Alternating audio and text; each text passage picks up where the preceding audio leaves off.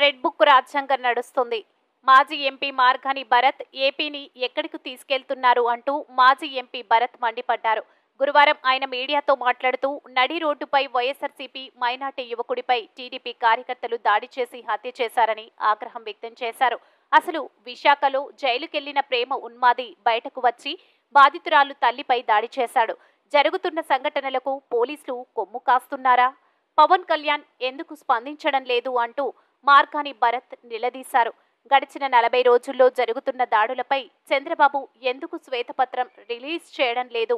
జరుగుతున్న ఘటనలపై చంద్రబాబు, పవన్ కళ్యాణ్, లోకేష్ వెంటనే స్పందించాలి. రాష్ట్రంలో హత్యాబ్ రాజకీయాలు పెరిగిపోతున్నాయి. హింస రాజకీయాలు ప్రేరేపించిన వ్యక్తులపై కేసు నమోదు చేయాలి అని మార్గాని భరత్ డిమాండ్ చేశారు.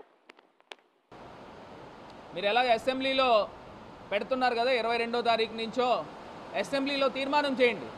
ఆంధ్రప్రదేశ్ రాష్ట్రానికి ప్రత్యేక హోదా ఇచ్చి తీరాలి అని తీర్మానం చేసి కేంద్ర ప్రభుత్వానికి పంపించండి.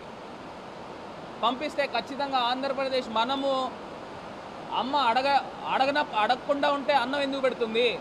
అడగాలి కదా, అమ్మని అడగాలి కదా. ఏమండి ఆంధ్రప్రదేశ్ రాష్ట్రానికి అన్యాయం జరిగింది, మీరు ఇవ్వాల్సిందే అని చెప్పేసి డిమాండ్ చేయాలి కదా. ఎందుకు చేయట్లేదు? దీనిపైన ఆంధ్రప్రదేశ్ రాష్ట్ర ప్రజలందరూ కూడా గమనించాలి. ఇప్పుడు మీరు అడగచ్చు, మా తాలూకా ప్రభుత్వం ఉన్నప్పుడు మీరెందుకు తేలేకపోయారని. నేను చెప్తా ఉన్నా, అప్పుడు అబ్సల్యూట్ గవర్నమెంట్ బీజేపీకి 303 ఎంపీలు ఉన్నారు. ఇప్పుడు 240 ఎంపీలు మట్టుకే ఉన్నాయి బీజేపీకి. మరి ఆ పరిస్థితుల్లో ఆంధ్రప్రదేశ్ ఎంపీల యొక్క మద్దతుతోనే ఇవాళ గవర్నమెంట్ నిలబడింది. మరి నిలబడినప్పుడు ఆంధ్రప్రదేశ్కి న్యాయం చేయాల్సింది ముఖ్యమంత్రి చంద్రబాబు నాయుడు గారు కాదా అని అడుగుతా ఉన్నా. దీనిపైన తక్షణమే వాళ్ళు పునరాలోచన చేసుకుని ముందరకు రావాలి అని చెప్పి ఈ సందర్భంగా తెలియపరుస్తూ, మరి దీనిపైన కూడా ఖచ్చితంగా ఆంధ్రప్రదేశ్లో జరుగుతున్న అన్యాయాల గురించి ఒక మాజీ పార్లమెంట్ సభ్యుడిగా మా తాలూకా ఎంపీలందరూ కూడా ఎవరైతే ఉన్నారో రాజ్యసభలోనూ లోక్సభలోనూ ఖచ్చితంగా ఆంధ్రప్రదేశ్ జరుగుతున్న హత్య రాజకీయాల గురించి పార్లమెంట్లో లేవనెత్తుతాం. దేశాన్ని తెలియపరిచే విధంగా ఆంధ్రప్రదేశ్లో జరుగుతున్న అన్యాయాల గురించి తెలియపరిచే విధంగా ఖచ్చితంగా పార్లమెంట్లో గొంతెత్తి మాట్లాడతామని కూడా ఈ సందర్భంగా చెప్తూ ఇప్పటికైనా ఆంధ్రప్రదేశ్లో శాంతి భద్రతల్ని కాపాడాల్సిన బాధ్యత మరి ముఖ్యమంత్రి పైన ఆంధ్రప్రదేశ్ రాష్ట్ర ప్రభుత్వం పైన ఉంది అని కూడా ఈ సందర్భంగా తెలియపరుస్తూ తక్షణమే స్పందించి దీన్ని ఇక్కడితో ఫుల్ స్టాప్ పెట్టే విధంగా వ్యవహరించాలని డిమాండ్ చేస్తాం.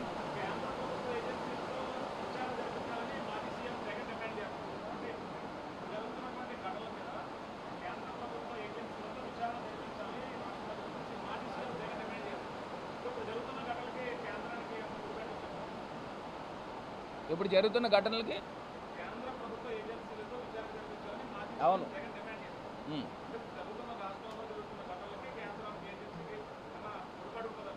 అదే ఒకటే అంశం అండి. ఇప్పుడు ఒక పార్టీ అధికారంలోకి వచ్చింది. గతంలో వైఎస్ఆర్ కాంగ్రెస్ పార్టీ అధికారంలో ఉన్నప్పుడు ఈ అక్కస్సుతో ఇప్పుడున్న తెలుగుదేశం ప్రభుత్వం చేస్తూ ఉంది. న్యూట్రల్గా ఖచ్చితంగా కేంద్ర ప్రభుత్వం తాలూకా ఏజెన్సీస్తో దీనిపైన పూర్తిగా ఎంక్వైరీ చేస్తే బ్యాక్ ఎండ్ ఉండేది ఖచ్చితంగా తెలుగుదేశం ప్రభుత్వమే కనబడుతూ ఉంది. సాక్షాత్తు చంద్రబాబు నాయుడు గారు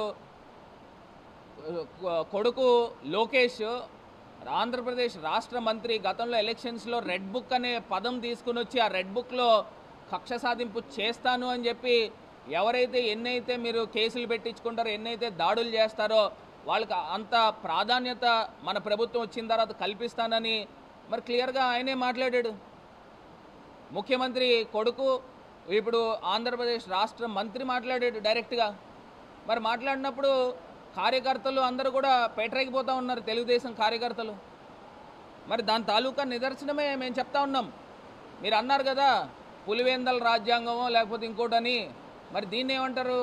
రెడ్ బుక్ రాజ్యాంగం అన్నారా అని అడుగుతా ఉన్నా.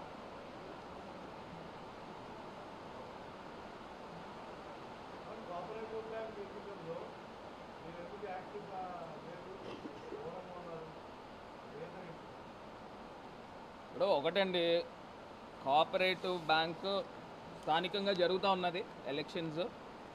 అందులో మరి సాక్షాత్తు ముఖ్యమంత్రి జగన్మోహన్ రెడ్డి, మాజీ ముఖ్యమంత్రి జగన్మోహన్ రెడ్డి గారి ఫోటోనే లేదు, రాజశేఖర్ రెడ్డి గారి ఫోటోనే పక్కన పెట్టారు. మరి దీన్ని ఎలా చూడాలా? నేను ఆ స్థాయిలో చూసుకుంటే నేనెంత? మరి వాళ్ళిద్దరే లేకుండా ఎలక్షన్స్కి వెళ్తూ ఉన్నారు. మరి దాన్ని బట్టి ఆలోచన చేయాలి. లేని సందర్భాలు అంటే ఈ బెల్ట్, కూటమి బెల్ట్ చంద్రబాబు నాయుడు గారు ఫోటో పెట్టుకున్నారు, మోడీ గారు ఫోటో పెట్టుకున్నారు, పవన్ కళ్యాణ్ గారు ఫోటో పెట్టుకున్నారు. మరి ఇక్కడ జరుగుతున్నప్పుడు ఎవరెవరు ఫోటోలు పెట్టుకుని మరి వాళ్ళు వెళ్తూ ఉన్నారు మీకే కనబడతాం.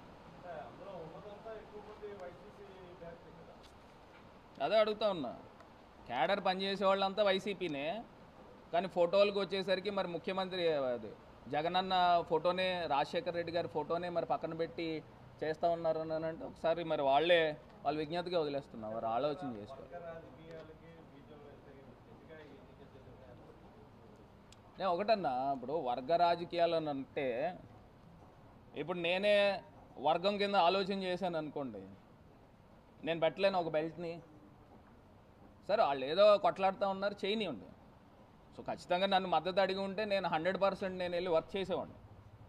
మరి వాళ్ళు వద్దనుకున్నారు కాబట్టి, ఒకవేళ నిజంగా వర్గానికే నేను ప్రాధాన్యత ఇచ్చి ఉంటే నేనే పెట్టేవాడిని కదా. 40-50 లక్షలు నాది కాదనుకుంటే నేను ఒక వర్గాన్ని పెట్టి ఓడించడం ఎంతసేపు అన్నా? నిలబెట్టడం కష్టం కానీ చెడగొట్టడం ఎంతసేపు?